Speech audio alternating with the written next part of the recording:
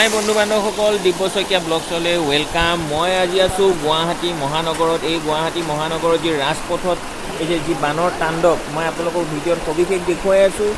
যি বানৰ তাণ্ডৱ এয়া চাওক, আপোনালোকৰ ৰাস্তাত কেনেকৈ পানীয়ে ভৰি গৈছে। ইয়াত যাতায়াত আৰু মানুহৰ যি দৈনন্দিন অহা যোৱা কৰা সুবিধাত একেবাৰে নোৱাৰা হৈ গৈছে যি পানীৰ প্ৰকোপত।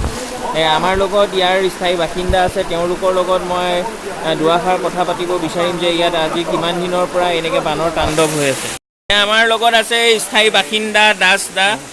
তেওঁৰ এই পানীৰ বিষয়ে ক'ব যে এই গুৱাহাটী মহানগৰীত যি ৰাস্তাত যি ভয়াৱহ পানীৰ পৰিৱেশ, ইয়াত যিমান দুৰ্ঘটনা হওক বা মানুহৰ যি যাতায়াত কৰাত যি অসুবিধা হয়, তেওঁৰ বিষয়ে দুআষাৰ ক'বলৈ আমি স্থায়ী বাসিন্দা দাস দাক ক'বলৈ কৈছোঁ।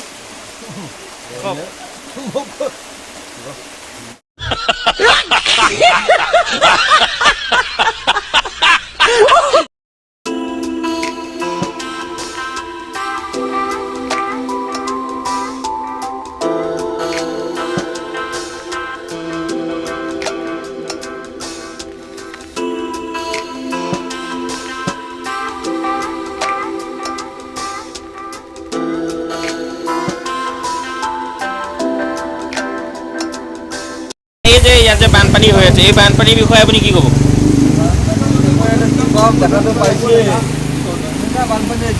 পানী সোমাই গৈছে আৰু বানপানীৰ কথা টাইফত থকা মানুহটো বৰষুণত ভিজি আছে। ভগৱানে এই কথা মাথা মাৰিব লাগেনে নাই?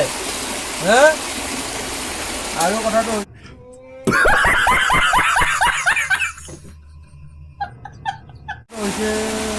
তেওঁ বিৰাট দুখ। তেওঁ একচুৱেলি পানীৰ কাৰণে ৰাতিপুৱা 9টাৰ পৰা এতিয়ালৈকে তেওঁ অপেক্ষা কৰি আছে যে যি পানী কমিব আৰু তেওঁ বাইক লৈ যাব। যিহেতু পানী নকমিলে বাইক লৈ যোৱাৰ অৱস্থাত নাই। মই আপোনালোকক এই ভিডিঅ'ত সবিশেষ দেখুৱাইছোঁ। চাওক, ৰাস্তা ইমূৰৰ পৰা সিমূৰলৈ আপোনাৰ নেদেখা পৰিস্থিতি। কোনপিনে ড্ৰেইন আছে, কোনপিনে ৰাস্তা আছে, একো ধৰিব নোৱাৰি। এয়া চাওক, যেনে পানী